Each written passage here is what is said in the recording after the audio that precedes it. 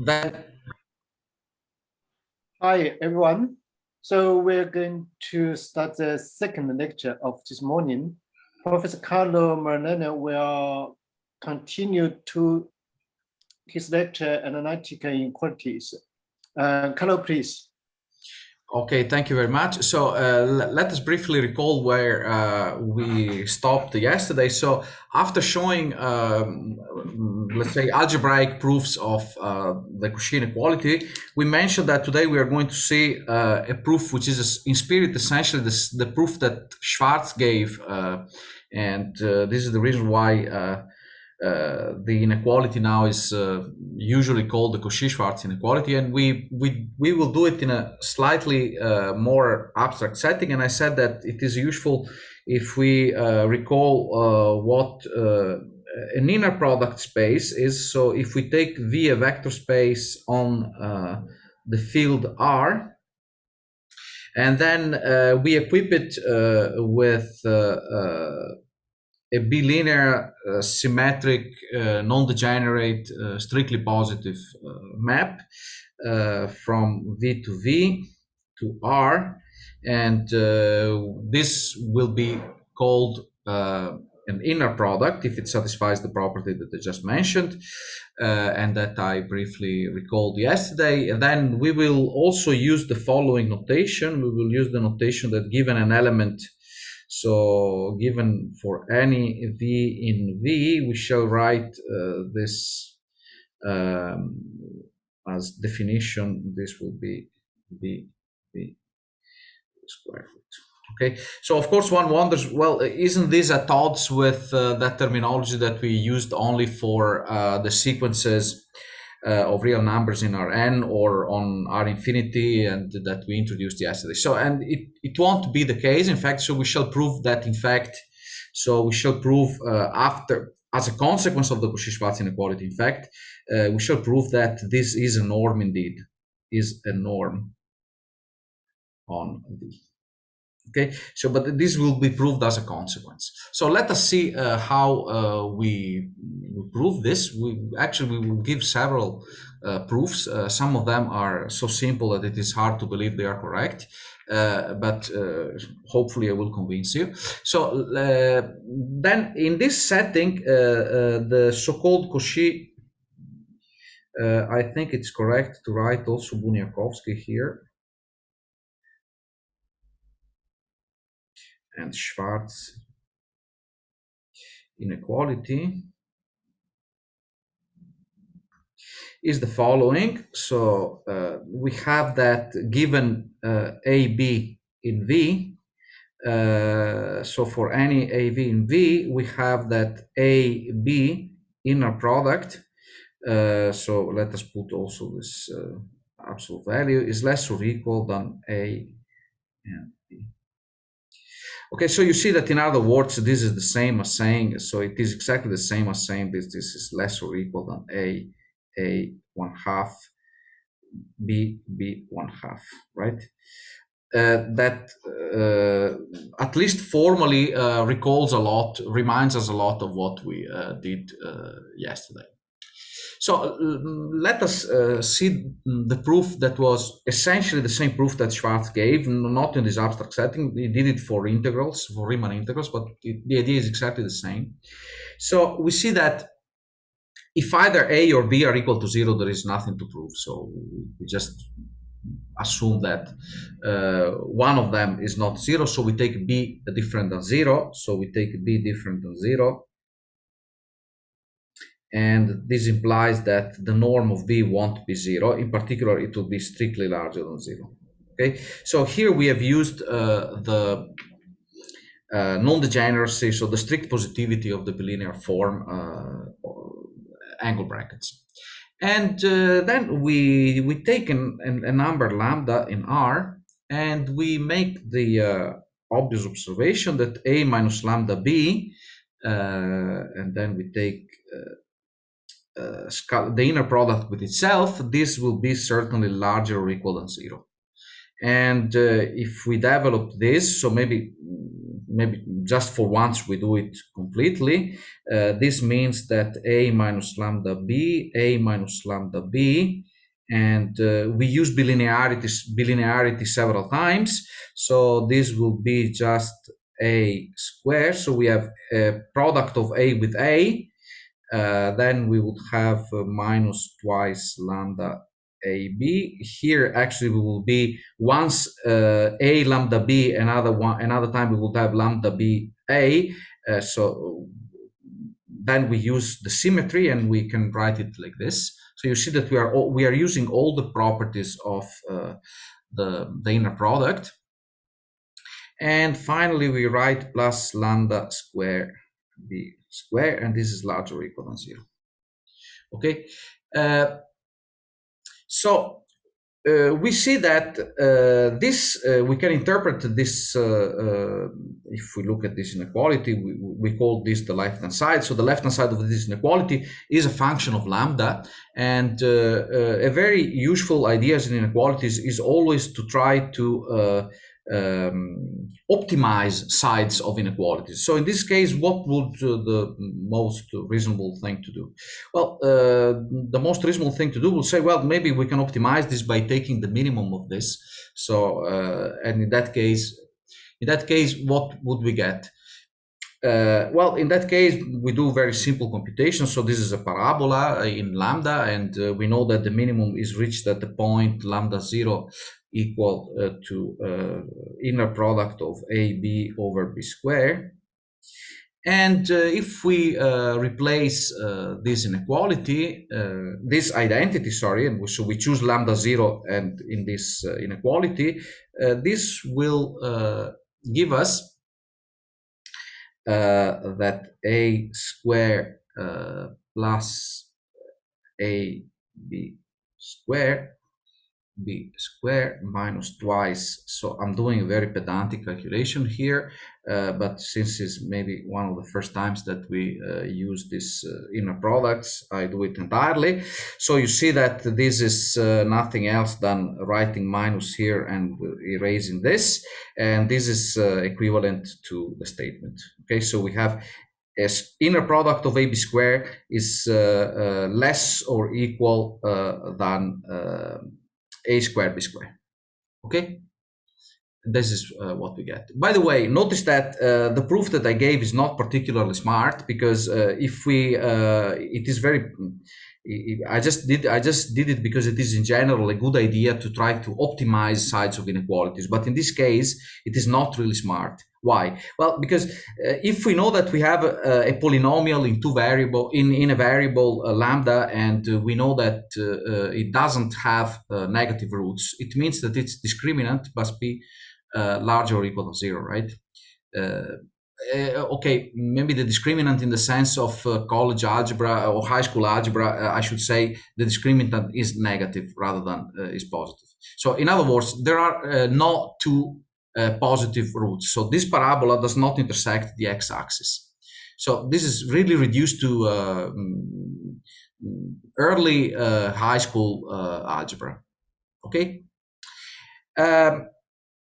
What is the observation that would allow us to get the case of equality in this inequality? Well, and the way we could do it is just the following. So let us see that if we had to have inequality, then so equality case. Equality will be the case where we have, in fact, that AB either with or plus with plus or minus sign is equal to this product of the norms. Well, we don't know yet that they are norms. This product of this double bar brackets of A and B. Okay, so we don't know yet that they are norms. Okay, so in that case, using that, we could write that a minus lambda b square, we could write that this is a square. So depending on whether we have a plus or minus sign, so I write plus or minus here, 2 lambda a b plus lambda square b square. Okay, we could have this.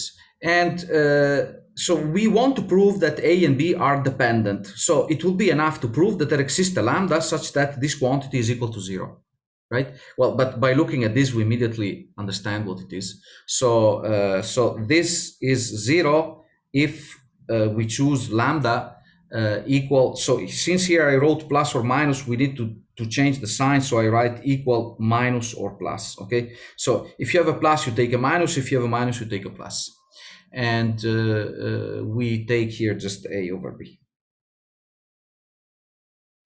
So we proved that indeed, if we have this as an identity, we can find a lambda such that this is 0, but this is possible again by strict definiteness of the inner product, if and only if A minus lambda B is equal to 0, which means that A and B are linearly dependent. Okay. Maybe out of curiosity, I give a completely analogous proof, which uses slightly more advanced linear algebra arguments, but very, very slightly. So instead of taking just lambda, we take lambda and mu, and we consider the following quadratic form. So we take lambda A plus mu B.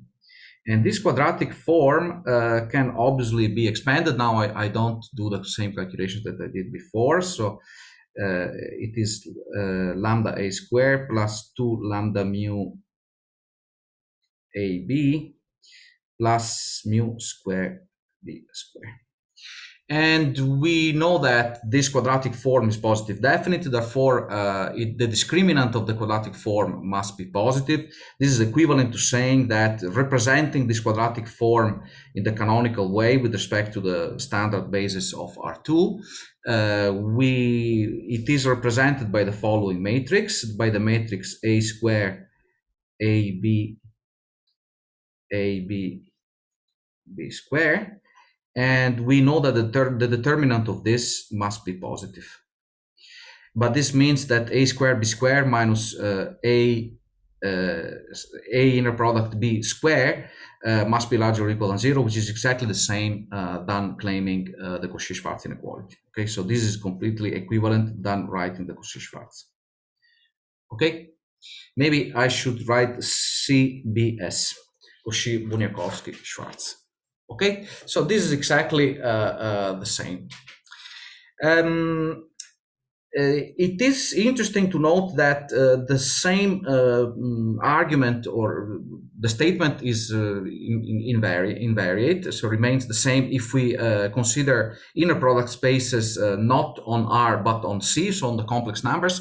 But the proof is a bit different, and also it is good to bear in mind that in this case the notion of inner product is different. So you don't take bilinearity, but you take the so-called Hermitian symmetry, and the or you just assume that the form is Hermitian rather than bilinear. So it is slightly different, and we don't go into that. It is instead not at all easy, or maybe perhaps it is not even possible to extend this type of proof when you take vector spaces on more general fields, and the reason is that we need the notion of order. So, and for general fields, this is in general hard to get. So I don't want to get into much of this algebraic stuff. So I will just write a short comment of it in the lecture notes, but I won't say anything now during the lectures. So, however, as an interesting corollary, I promised to show that this double bar brackets here define a norm. So is a norm on V. And the way we prove it is actually very simple. So you see that actually the only thing that we really need to prove is that it satisfies the triangle inequality. So we need to prove that x plus y is less or equal than norm of x. Now I call it norm, anticipating the result. Norm of x plus norm of y. So, and as usual, it is easier given the fact that we have a quadratic form to go to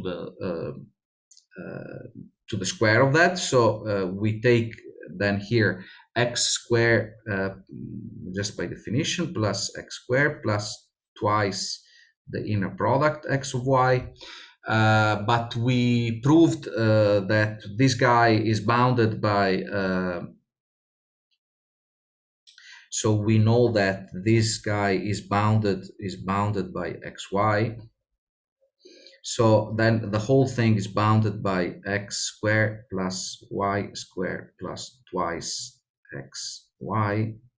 And now this is a joke because this is nothing else than x plus y squared. And we have proved what we wanted. Okay, so this actually shows that indeed, if you have a vector space on which you have an inner product, automatically you have a norm. Okay, this is always the case, and it can be seen essentially as an immediate corollary to the Cauchy-Schwarz inequality.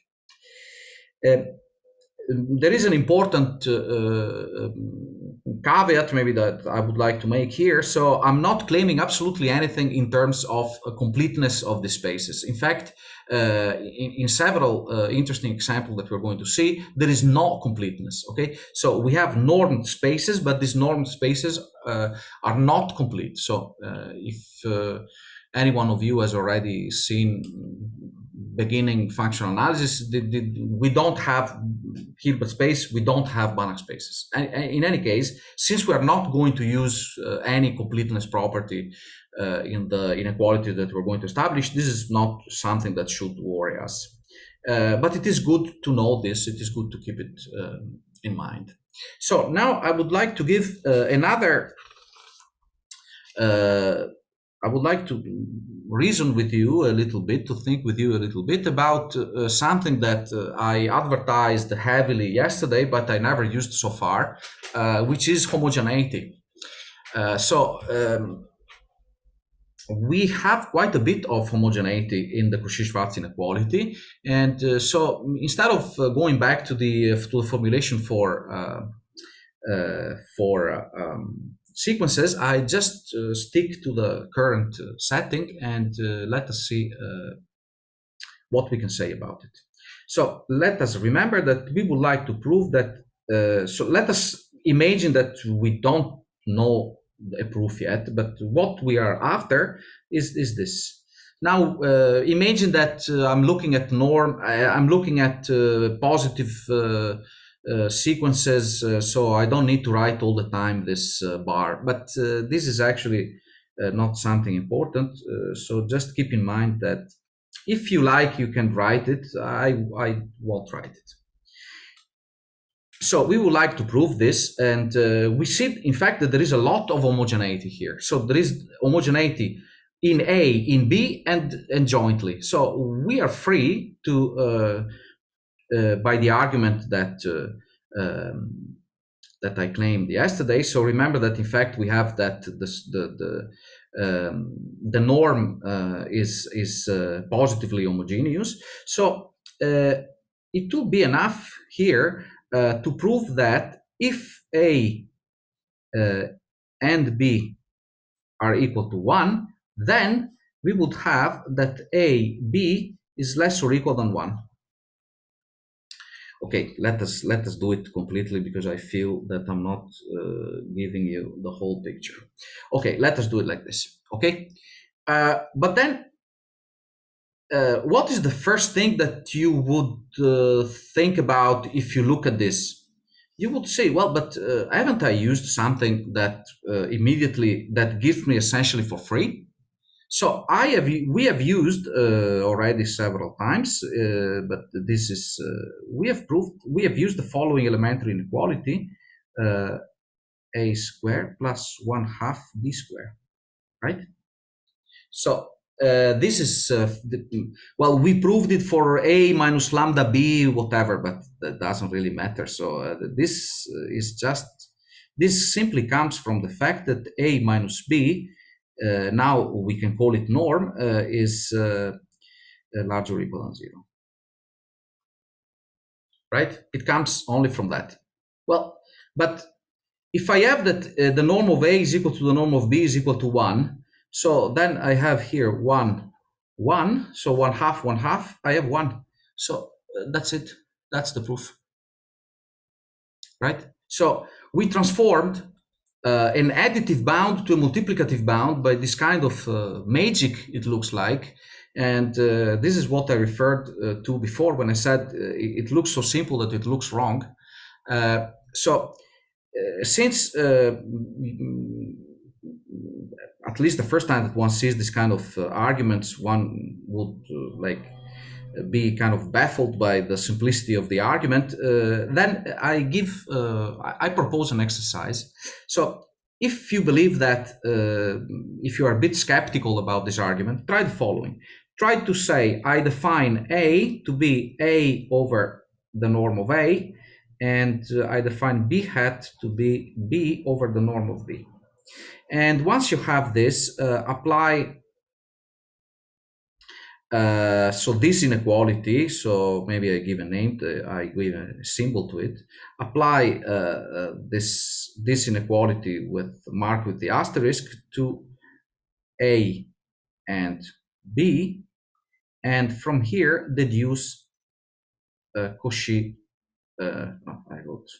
Cauchy, Bunyakovsky, Schwarz, okay, which is this inequality. Okay, so as a matter of fact, you see that this is entirely equivalent to this idea of normalization. This is or exploiting homogeneity. So I'm simply doing it explicitly. Okay, please try to do this, and you will see that in fact I have not cheated, and this is a valid proof. Okay, given this abstract setting, maybe it is time to give some examples, and hopefully different than the examples that we've seen before. First of all, let us recover the situation that we have looked at yesterday. So the situation that we have looked at yesterday is nothing else than taking V equal to Rn and choosing as scalar product the standard Euclidean product in Rn. So this is simply AB, sum of AI BI. Okay.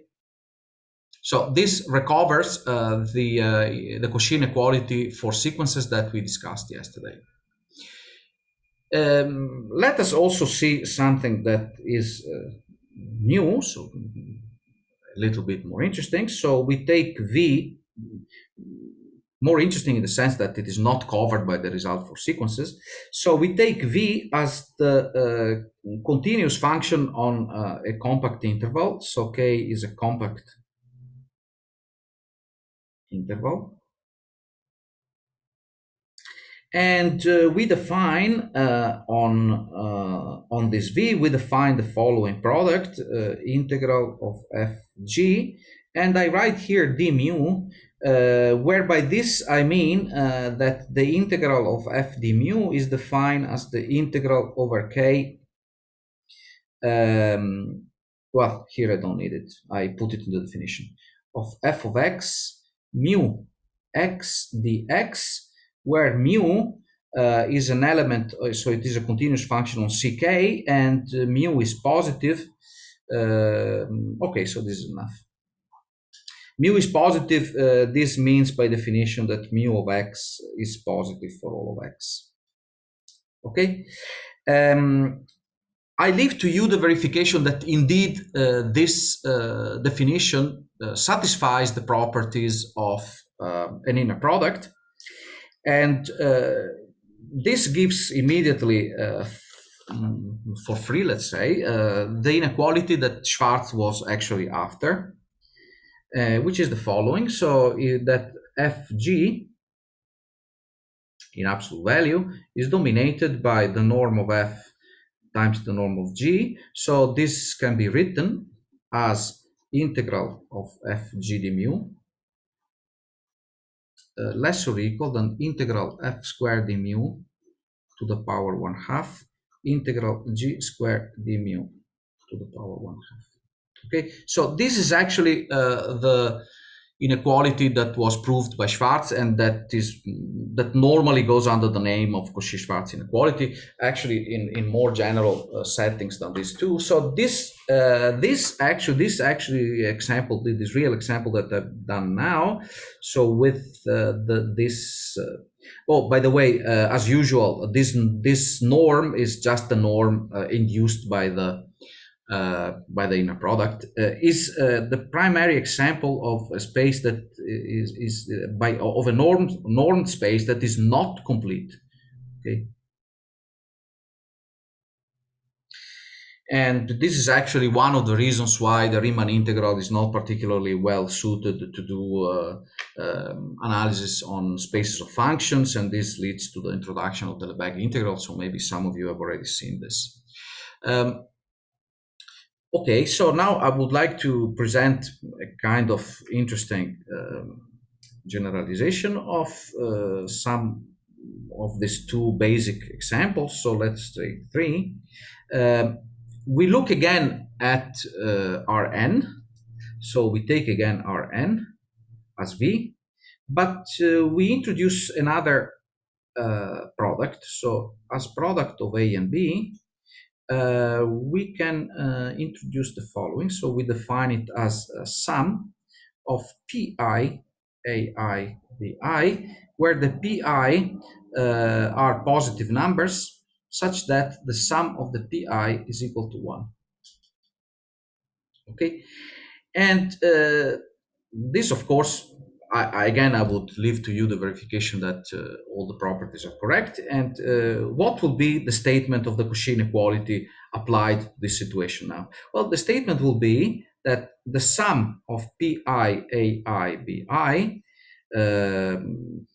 okay, I always did it, so I'll do it again. This will be dominated by sum of pi, ai square to the power 1/2 and sum of pi, bi square to the power 1/2. Okay, and by the way, you see that we don't need this machinery to get this inequality. I hope that you see immediately why. Without doing anything, we can recover this inequality by the standard Cauchy inequality. But this is a fun example anyway. And I give another example where it is not really necessary to use this machinery of inner product. Of course, after we have looked at example 2, not in general. So we can establish a sequence. So, an inequality for sequences of function taking values in ck. So V would be, so we should write it like this, ckn. So remember that this is nothing else. This is nothing else than the maps. So the sequences of functions, let's say, so sequences of function. So where each fi is in ck. And of course, here we would run into some problems with summability. So please either ignore the summability problems or imagine that in fact we are looking at sequences such that the fi's are not zero only on a finite set. Okay, so that it is the same thing in fact. And I claim that we can say the following. We can say that the sum of figi, this inner product here is the one that I introduced in example 2. So it is the inner product on ck. Okay, the inner product we defined on ck with the integral. So this is bounded in absolute value. This is bounded by a sum of fi square 1/2 sum gi square. So in fact, we could simply we could simply derive this inequality again without doing this complicated construction. But the reason why I showed it is because these type of constructions are, especially once you acquire more tools, are very common and quite powerful in order to deduce inequalities of this type in more general situations that may arise. Okay, so the treatment of the Cauchy type inequalities for the time being is completed. After we will see that the Cauchy inequality implies a lot more interesting inequalities, but for the time being we kind of switch our attention to another elementary inequality, which is very close, at least in its origin, to one of the proofs of the Cauchy inequality itself. In particular, see that we have, so we could group this under the topic of means. So means, so of sequences for the time being. Of sequences, and as a matter of fact, of finite sequences, mostly. Okay, so let us motivate a bit our interest for this. So we saw that the inequality for real numbers, or in the setting of this inner product spaces that we have just looked at, now I just write it for numbers. We saw that this inequality was very rich, very useful. It implied, in spite of its simplicity, it implied a lot of inequalities. So we wonder whether we can get some more general considerations regarding this family, this type of inequalities. For instance, what? Well, let's think. So first of all, if we restrict to positive numbers, this inequality by replacing a with its square root and b with its square root as well, this implies that the square root of ab is less or equal than a plus b over 2. And also we say, well, but we would get the square root also if we take the square root of both sides, right? So we also get that another implication is that the square root of ab is less or equal than a square plus b square over 2, and then to the power 1 over 2. And immediately we have a question. Which of the two bounds is better? This is not really hard to answer, but we already have a kind of question here. Also, the interpretation of this inequality is very nice from the geometric point of view. By the way, we know immediately when we have equality here, right? So we have equality when a and b are equal. Why? Well, because it follows from here. So since we just replaced here square root of a and square root of b, we know that equality here is only when we have equality here.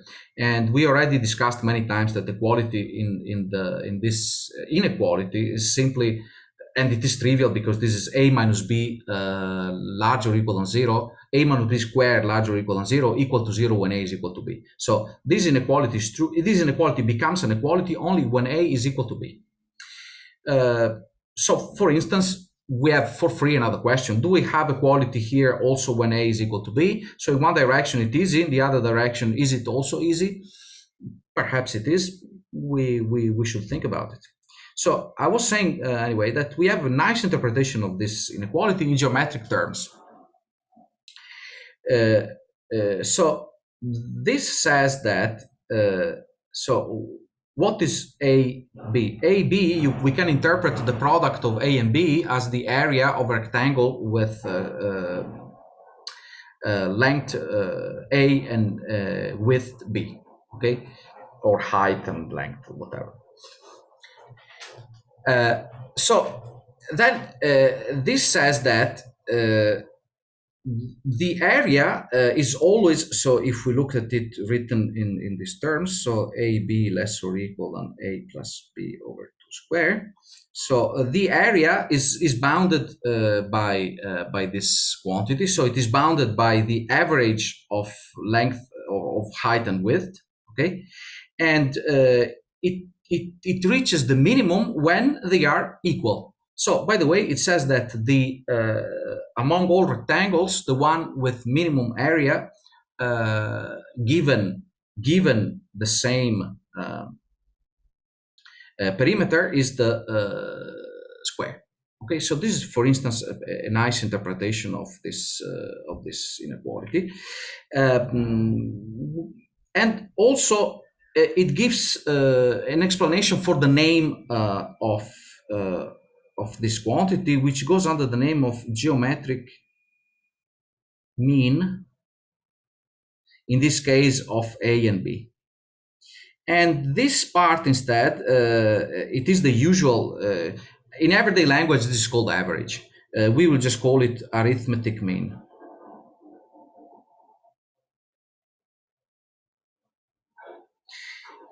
And well, the kind of questions that you would like to address are, for instance, okay, given this geometric interpretation, can we give a geometric interpretation in R3? So instead of rectangles, we can have a parallelepiped. Can we have a parallelogram? I know, I think I forgot the name in English. Maybe you can tell me. But you understand what I mean. If we are in Rn, we call it rectangles anyway. So then we can extend the same question to Rn. So if we take a rectangle in Rn, do we have any bound of this type? And what would the bound look like? Well, by guessing, maybe we will do the following. We would say, we would guess the following, that A1 an, and then we take the power 1 over n, is less or equal than the average, so a1 an over n. And so the natural generalization of this, I won't write it, but it is simply a1 square plus an square over n to the power 1 over 2. Okay. And for later reference, we give names to these quantities. So to this quantity here, this we call it m0 of A. And this quantity, we call it m1 of A. Where actually, well, I said I wouldn't write it, but in fact, it turns out that it is reasonable to write it indeed. Where we say that mr of A, we define it as follows. We define it as the a1 to the power r plus an to the power r over n to the power 1 over r. Okay, and actually we define this for all r not equal to 0, and when r is equal to 0, we define it like this. So what is the reason for this funny definition? All of a sudden we have a definition that is kind of unrelated or seemingly unrelated to the definition with m of r. Well, we will actually prove that the limit of mr of A as r goes to 0 converges to m of 0. So that is why this terminology is fully justified. And okay, so the name of this inequality is usually called the AMGM inequality. And actually, we will prove this as well as a more general form, because again, we have an interest for weights, and we would like to ask the following question: do we have inequalities between means only for weights equal to 1s, or can we have more general weights? So the answer will be that indeed we do have something more general, and the complete statement is the following. Maybe I write it in this angle here. So theorem, it is the following, that again with our convention that A is always positive, otherwise much of this won't make sense.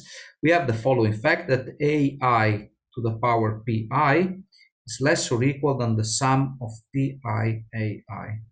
And the function of this pi is to be weights. So as before, so let's say AI is in Rn plus, and pi is strictly positive and sums up to 1. Okay, so by this we mean that the PIs are weights. Okay, so we will actually prove first this particular statement, and then we generalize the statement.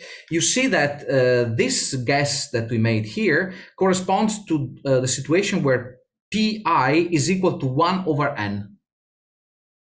Okay, so we have n of them, so 1 over n, n times is 1, and 1 over n is strictly positive, so it satisfies the assumptions, and we get immediately this. Let's see how we can give a proof of this. As a matter of fact, we start with exactly the same argument that we used for the proof of the Cauchy inequality. So we note that in the case, so let us always start with small sequences, right? So if we have a sequence with the generated sequence, one number, there is nothing to prove. So what about two numbers? Well, we have already proved this, right? So if we want to prove that A1, A2, 1/2 is less or equal than 1 over 2 A1 plus 1 over 2 A2, well, we did this already a million times, so we are not going to do it again. So it looks like it's true. It looks like it is true. I wanted to say it looks like that we may try to proceed by induction as we did before. And if we try, however, so attempt, let's say, attempt will be this, A1, A2, A3, then we take to the power 1/3, and we look for for an inequality. Unfortunately, it looks like that it's much trickier than we would expect, and it is not a good idea to proceed like that. However, on the other hand, after one thinks a little bit, one sees that he may proceed in a different way, which is indeed very easy, but does not cover all cases of n. So it is, let's say, an induction with jumps. So that jumps a lot of elements of the natural numbers, but maybe we can try with that first. So why do I say that? Well, let's see this. So attempt, so this is hard, it's not going to work. Maybe it does, but it's too difficult. So let's try another attempt. Another attempt is this one, A1, A2, A3, A4 to the power 1/4. Well, let's try to use what we know already. We know already the AMGM inequality with two elements. So how we can enforce it here too. So we simply write A1, A2, we group them, then A3, A4. So maybe we could do like this, 1/2, 1/2, and then the whole thing again, 1/2. But now we know what to do with this, and we know what to do with this. So let us do it. So less or equal, parentheses, because we have to take power 1/2. And here what we have A1, A2 over 2, A3, A4 over 2, and then we have 1 over 2.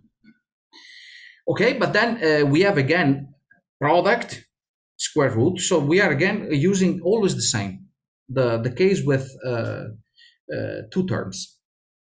And this, what is this? Well, this is less or equal the sum of the two divided by 2. But then the sum of the two divided by 2 is A1, A2, A3, A4 divided by 2 divided by 2. It is divided by 4, right? So then we have n equal 4. N equal 4 works. Well, but once one has done this, the next step is immediate, I would say. By the way, notice that if we want to have equality, we need to have equality here, and we need to have equality here. Okay, so when do we have equality here? Well, we have equality when this is equal to this, and this is equal to this. So which means when A1 is equal to A2, and when A3 is equal to A4. And here we have equality when this term is equal to this term. But remember that A1 and A2 are already equal. So if their sum or their average is equal, and they are equal pairwise, then they are all equal. Okay? So we have proved that also in the case n equal to 4, we have equality if and only if all of them are equal. So this observation is useful. because we are going to generalize it to the case that to the case where n is equal to 2 to the power k. So this argument looks like it is very suitable to do induction. So let us assume that we have the proof for the case 2 to the power k, and let us prove it for the case 2 to the power k plus 1. In other words, so we assume we are doing an induction, but jumping a lot of elements of n. Okay, this will be enough anyway. So assume that we have a1 plus up to a2 to the power k. A dot. So I am taking the products here to the power 1 over 2k, and this will be less or equal to a1 plus a2 to the power k over 2 to the power k. So I'm taking the mean, and we want to look what happens in the case a1 product a2k plus 1 to the power 1 over 2k plus 1. Well, let us do the same thing that we did before. We split it in two parts. So we write that this is equal to a1 up to a2 to the power k. Then another part, a2 to the power k plus 1 up to a2 to the power k plus 1. And so this would work well if we do 1 over 2k, 1 over 2k, and then the whole thing 1/2. Okay, now what do we know? Well, we know that we can apply the inequality to this part and to this part. So if we apply it to this part, we get that this is less or equal to a1 plus a2k over 2k, and this is a2k plus 1 plus up to a2k plus 1 over 2k, the whole thing 1/2. And now it's easy because we apply the inequality with two terms, and so we see that we have this plus this multiplied by 1/2, and we have nothing else than a1 plus the whole thing a2k plus 1 over 2k times 2, 2k plus 1. So we have indeed that n equal to k implies the case n equal to k plus 1. So, but we are left with a problem here. So I refocused the camera. We have a problem now that we need to look at the situation where n is not a power of 2. So this is not easy at all, at least does not look easy. And there is really a wonderful idea that has been used to prove this inequality. I don't know exactly who was the first to use this inequality, this idea, the idea that I'm going to discuss, but it might have been Cauchy himself. So an idea now to treat the case n not equal to 2k, what would it be? Well, let us assume that we take the first, so k is, let us say that k is the smallest natural number such that n is less than 2k. Okay, so it is the nearest one for which we have the inequality, and we would like to prove the inequality also for this case. So we have a1 plus an. And the idea will be, well, so until the observation that we would like to reduce to the case where we have 2k terms, this is not so surprising, right?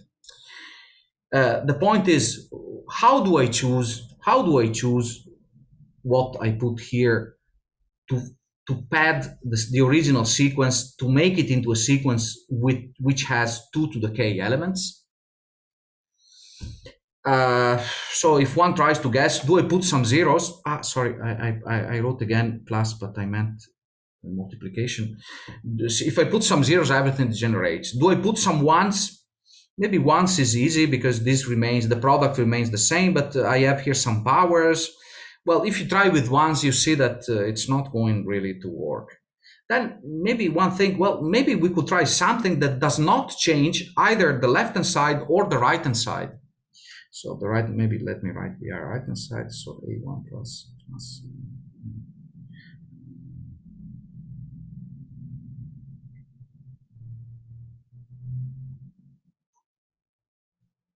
So this is what we would like to do. So, well, if we try here, we know that, well, maybe here we could put, in fact, the geometric mean of the AN. Again, if we try, we see that we have a lot of powers that don't play really well on both sides. Then one says, okay, this side, I'm not lucky with that. What about this side? If I put here the mean of these guys, of A1 up to AN, do I have something manageable? And it turns out that this is exactly the way that we solve the problem. So, but now I presented it in 2 minutes, but I think that the idea was really a wonderful idea. When I read it first, I thought this is really very, very smart.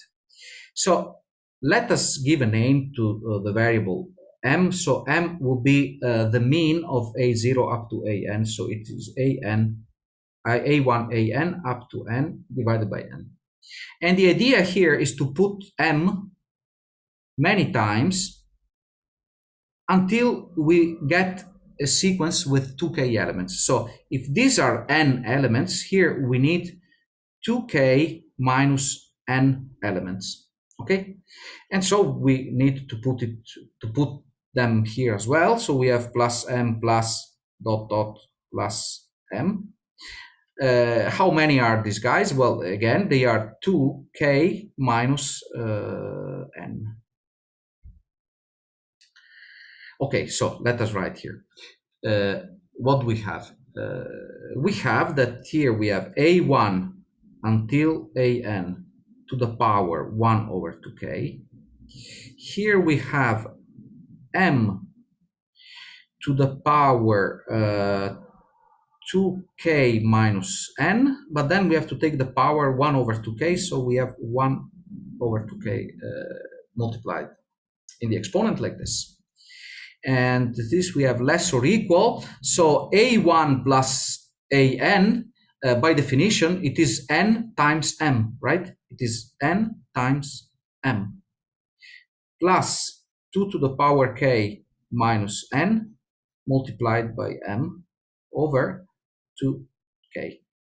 But then we see that nm 2k minus n, so we can remove this and we can remove this. We have only 2k m over 2k, so we remove everything. This is m. Okay, so let's look what we got. Now it is just a matter of doing the computations, because this guy can be written as m1 minus n over 2k.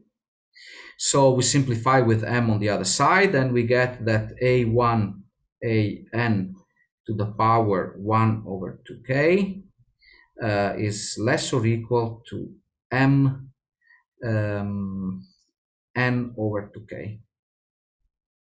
And now all we need to do is simply to take the power 2k over n, right? 2k over n, and here 2k over n. And we get simplification of this, and this will simply be a1 an 1 over n less or equal than m, which is exactly what we wanted to prove. Okay, now this proves the inequality, but not yet the case of equality. So how do we get the case of equality? Well, by you remember this observation that we made here, right? So we made the observation here that if you want to have equality when you pass from the case 2 to 4, you need to have inequality of all numbers. But then if you iterate this argument, this implies that you will have equality of A1 up to A8, you will have equality of A1 up to A16, and so on and so forth. And if you want to have a formal proof of this, you can just write this induction argument. You can also work backward, and you will see that indeed it turns out that in the case when you have that n is equal to 2 to the power k, you need to have that all a's need to be equal. Once you have this, then you ask yourself, well, what is the argument that I used here? The argument that I used here, I reduced it to the case where I have two Ks. So if I want to have equality, I need to have A1 equal A2 up to AN equal to M. Okay? So they all must be equal. So the proof here of equality comes for free from the previous case. So we have established the whole proof of the AM-JM inequality with weights equal to 1 over n. Okay, so with simple weights, we have established the inequality. Now I see that I have 5 minutes. So again, I wrote much more material than I was able to cover. So it seems that I'm a bit too slow. I apologize for this. I will just then give a quick hint at what we do tomorrow. Just 1 minute, and then I stop in case there are any questions. So the next development will be the following. That first we prove the inequality AIPI less or equal than sum of PIAI. We prove it when all the PIs are in Qn plus Qn. Okay, Qn, and with the same assumption as before, PI positive, sum of PI equal 1. So we prove it when they are rational. So what will the idea be? Well, we reduce the rational case to the case where we have all exponent equal to 1 over n with certain n. Okay, well, 1 over m, let's say, with another m, an m different than m, and we get this inequality. Then we use one of the most pervasive ideas of all analysis, which is continuity by continuity combined with density. So by looking at the fact that the left-hand side and the right-hand side of this inequality with respect to the argument P are continuous functions, then we will pass from Qn to Rn. So we will use the density of Q in R and the continuity in R of the functions that we are evaluating. This will produce some issue because you know that when you pass to the limit, strict inequalities are not preserved, but we will play a trick with that. And the trick will be decomposing each PI in the sum of a rational and the possibly irrational number, and this will allow us to carry out the whole proof, including the case of equality in sharp form. Okay, so I hope to do this and much more today, but I have to stop. All right, thank you very much for your attention, and I hope it was fairly clear. I leave the word to the host.